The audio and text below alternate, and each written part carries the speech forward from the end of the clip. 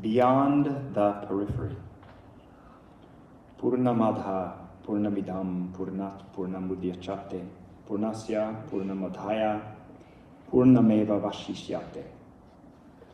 The non-attributional entity is infinite, and the attributional entity is also infinite.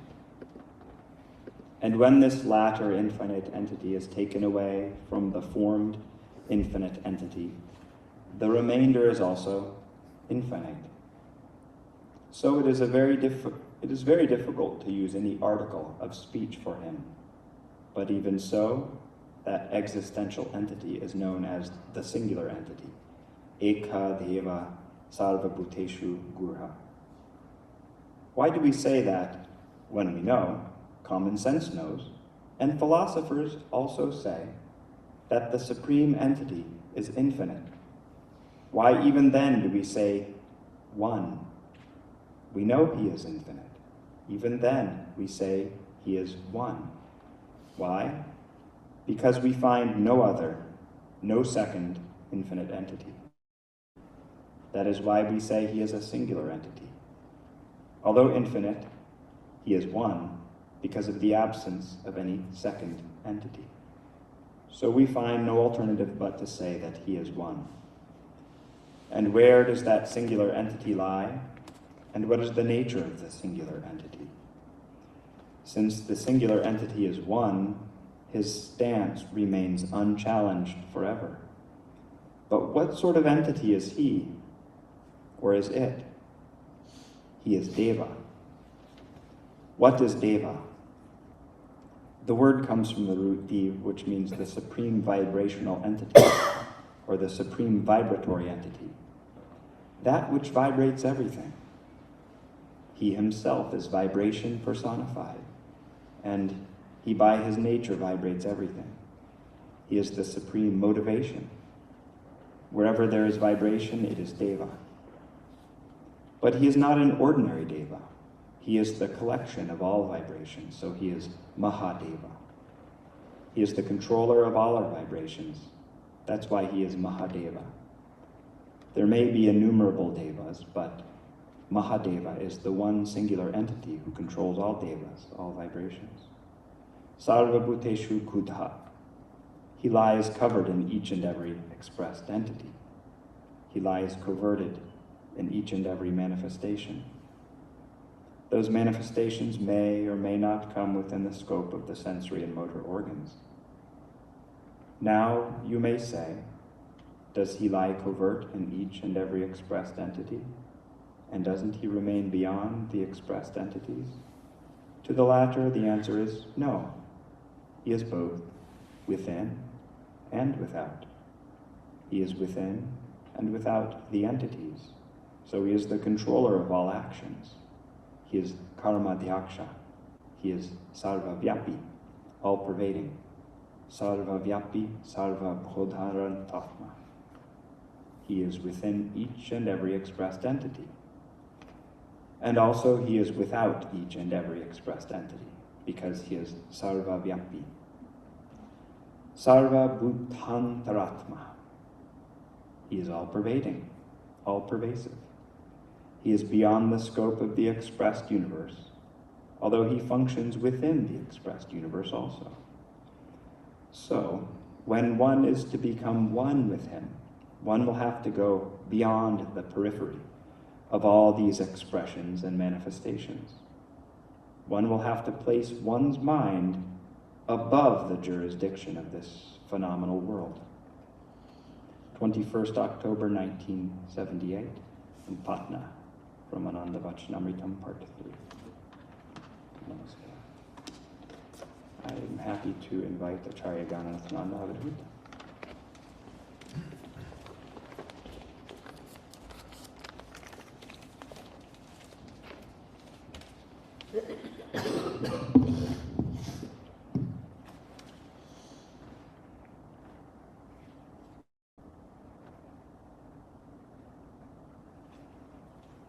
Namaskar.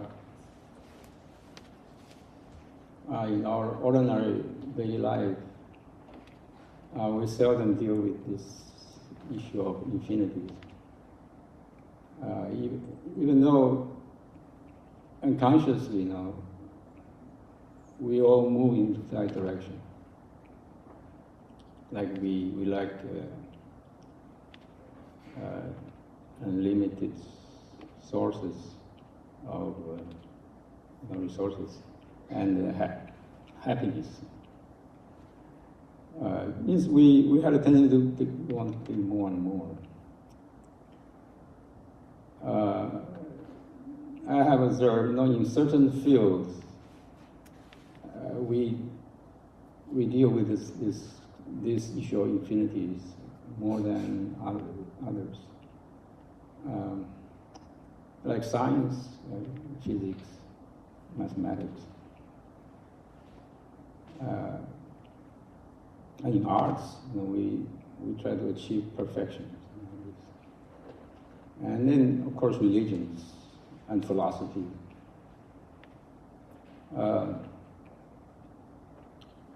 They say the science, especially quantum mechanics, quantum physics, the scientists, before they use the Newtonians, this model to explain the universe, but until they come to the subatomic level, and when the things moving near the speed of light, then they encounter some very strange phenomenon which they cannot explain. Because their own presence, the observer, that presence can affect the result of the experiment. So that's perplexing a lot, and still, even now, still a lot of phenomena we cannot explain why. That means the science I moved to that periphery now. What's that periphery? That's their own eye. Their own eye. Before we think we observe experiments, completely isolated, then eventually found out they are involved inside, and that experiment of their own eye is affecting the whole observed world, and the experiment result is very different, and that's just caused a lot of revolution in technology and everything. Then in our own spiritual path, see, we were just initiated, embarking in a spiritual journey. We got a lot of, can easily get some very nice experience. It's like a guru, It's like a very, like a gardener, just taking minute detail of this fragile seedling to protect it. So due to the proximity, guru, then we get a lot of experience, kind of without any efforts. But due to that experience, we deepen our roots in spirituality. Slowly, you can see all the Baba story. We are all talking about decades ago, all the experience. It's not, as we grow, it's not like Baba abandoned us, but we don't have so much experience. Very, very vivid, not even dreams. You don't dream Baba every day. We are like a pining for Baba. It's like this kind of relationship or marriage, you slowly mellow down. It is not about have gone far away, or he's taking care of other young Marty or young citizen. It is just, he's trying to guiding us towards out of the periphery. So he's going more subtle. And we have to go subtle. This is how we move. If he always maintain that very accessible, then our roots cannot go deep. Because if you always put nutrient around the roots of any tree or plant, the root just remain there. It can't go out. So if you pull it a bit away and you see the roots is looking for that. And so this kind of eternal game, you want once as to grow stronger.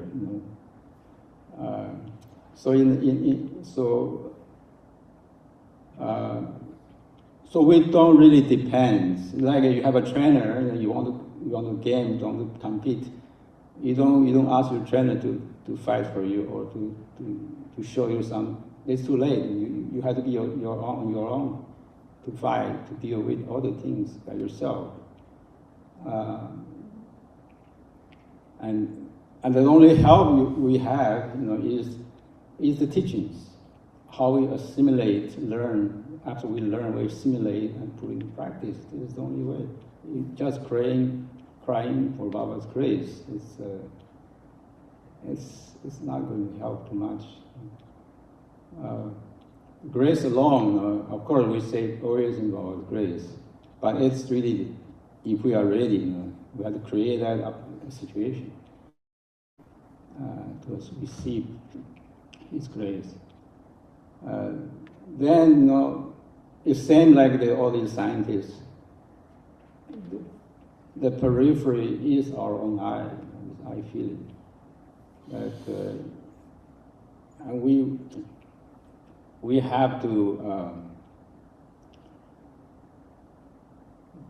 There is not many alternatives to deal with these things.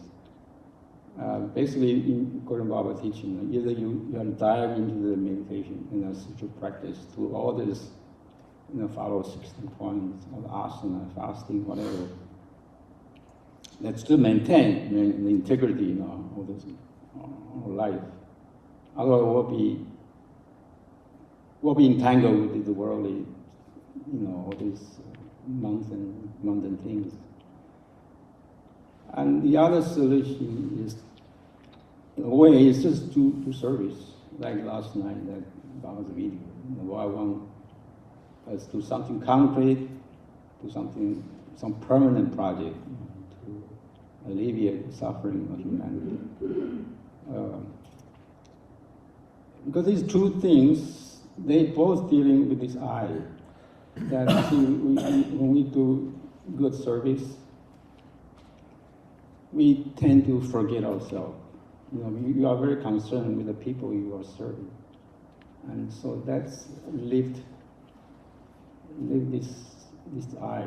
At least temporarily, this I is gone. And there's a happiness.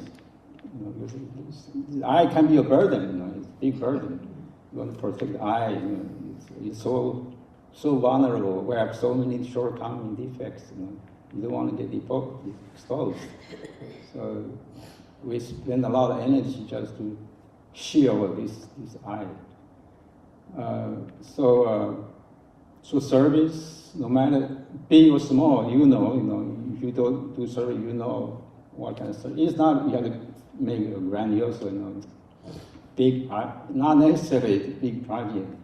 For collective, we can do a big project, but at daily level, at least this mentality, this mental.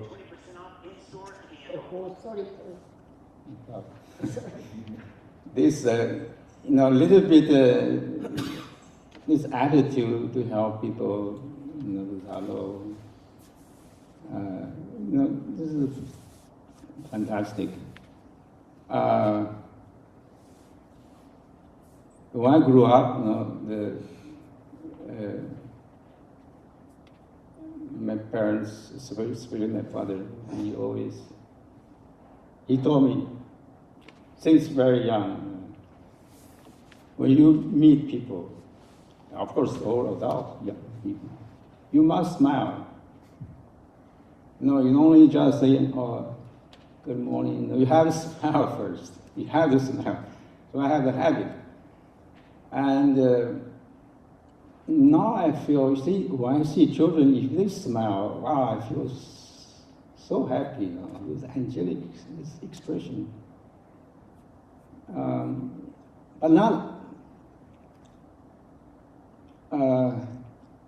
But I don't feel but many kids, when they see a person they don't know, they have fear. You know? They some grab the parent's hand or body, you know, try to hide themselves.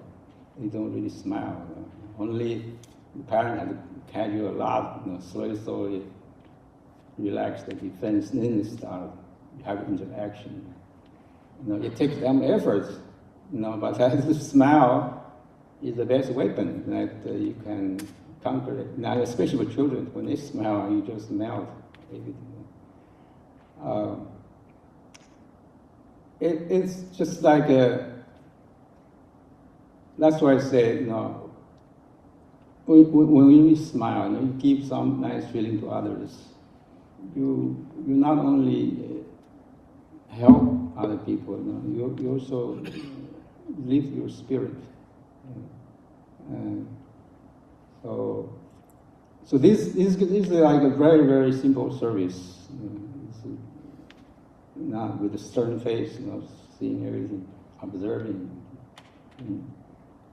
We are not scientists, you know, trying to observe something so atomic level.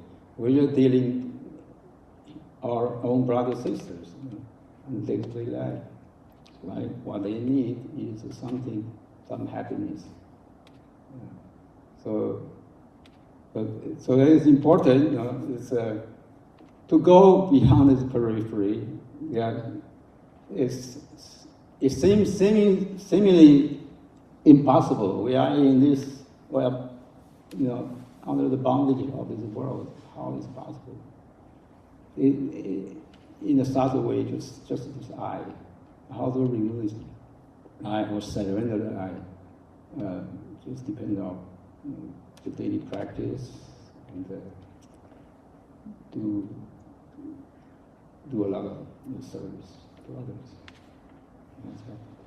That's good.